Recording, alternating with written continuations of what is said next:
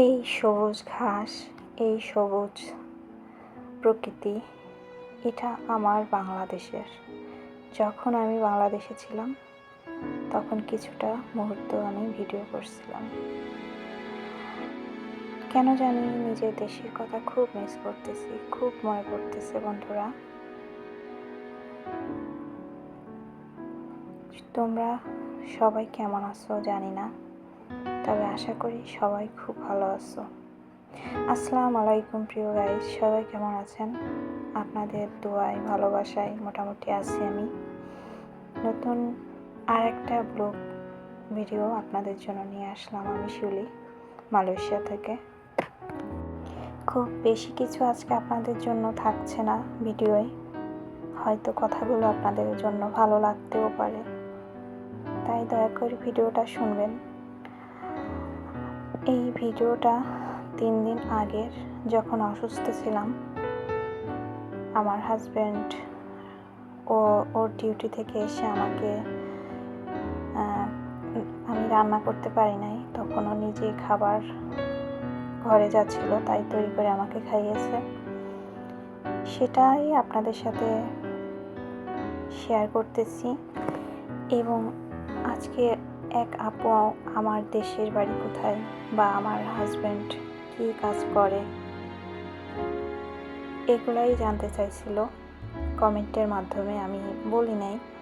তো আজকে আমি ভিডিওতে সে আপুর উদ্দেশ্যে বলবো, এবং মনের অনেক বাংলাদেশের অনেক স্মৃতি বা অনেক কথা মনে পড়ছে, সেগুলো কিছুটা হলেও আপনাদের সাথে শেয়ার করব। জানি না আপনাদের কেমন লাগবে, তবে আশা করি আল্লাহর রহমতে ভালোই লাগবে। আল্লাহ পাক কপালে যা লিখে রাখে তা তো আসলে কেউ এড়াতে পারি না আমরা। আর মুহূর্তেই আমাদের ভাগ্য, আমাদের নিয়তি কখন কি হয়ে যায় সেটা কেউ বলতে পারি না।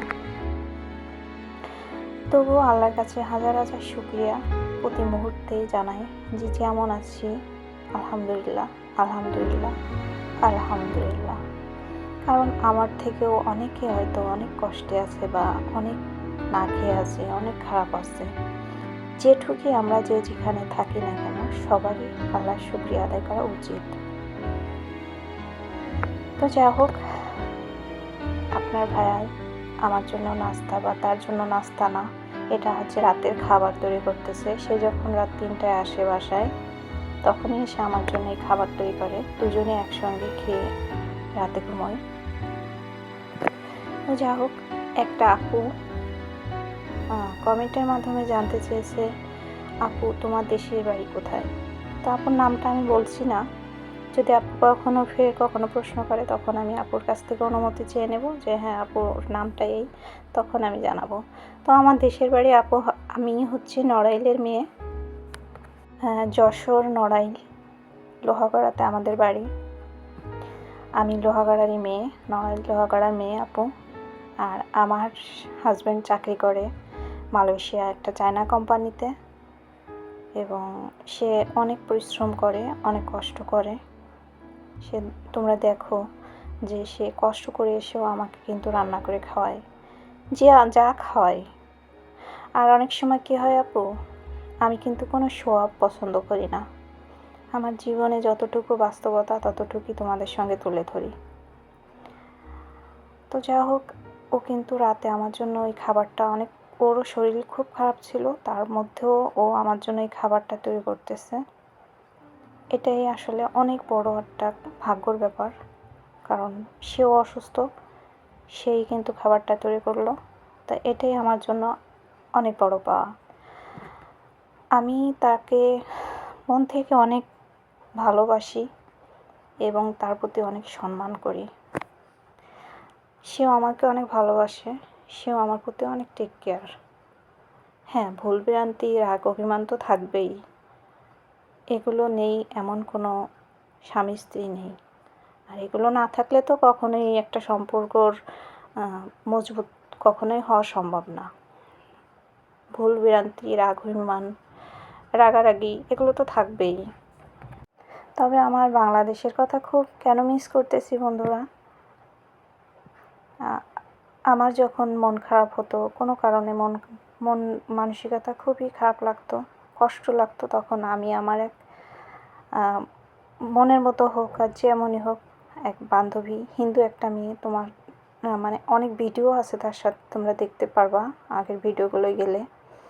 ওর কাছে চলে যেতাম বা ও আমার কাছে চলে আসতো। এই জিনিসগুলো নেই এখন, এখন এই বন্ধ ঘরেই থাকতে হয়, মিস করতে হয়, এই আর কি। আর যে আপুটা তুমি আমার কাছে কমেন্ট করছিলা আমার বাড়ি কোথায়, আমার হাজব্যান্ড কী করে, অবশ্যই তার উত্তরগুলো পেয়ে গেছো তুমি, আশা করি। তো আপু যদি এরপরেও কোনো কিছু জানার থাকে, অবশ্যই তুমি নির্দ্বিধায় আমার কাছে জানতে চাইতে পারো। এতে আমার খুবই ভালো লাগছে, খুবই ভালো লাগছে। আমি তোমাকে কমেন্টের মাধ্যমে হয়তো জানাতে পারতাম, কিন্তু অত বড় কমেন্ট করা সম্ভব না আপু, এই জন্য আমি জানাইনি। তুমি এতে কষ্ট পেও না যেন। এভাবে কমেন্ট করলে খুবই ভালো লাগে আপু, কেউ জানতে চায়, জানার আগ্রহ থাকে, এটাই স্বাভাবিক। আমার কাছে এটা অনেক বড় পাওয়া। তো জানি না আজকের ভিডিওটা তোমাদের কেমন লাগছে, খুব বেশি কিছু না থাকলেও কথাগুলো নিশ্চয়ই তোমাদের ভালো লাগতে পারে। লাইক কমেন্ট করে দিও একটা, আর নতুন বন্ধু যারা এসেছো অবশ্যই একটা সাবস্ক্রাইব করে দিও। দুজনে খেয়ে নিলাম। ও যে খাবারটা বানালো নিশ্চয়ই এটা বুঝতে পেরেছো, আটা দিয়ে ও আমার জন্য তৈরি করছে, আটা বা ময়দা, এর মধ্যে সব রকমের কাঁচামরিচ, ধনিয়াপাতা, পেঁয়াজ সব কিছু দিয়েই আমাদের জন্য খাবারটা তৈরি করছে। দুজনে খেয়ে নিলাম। এই পর্যন্ত, আল্লাহ হাফেজ।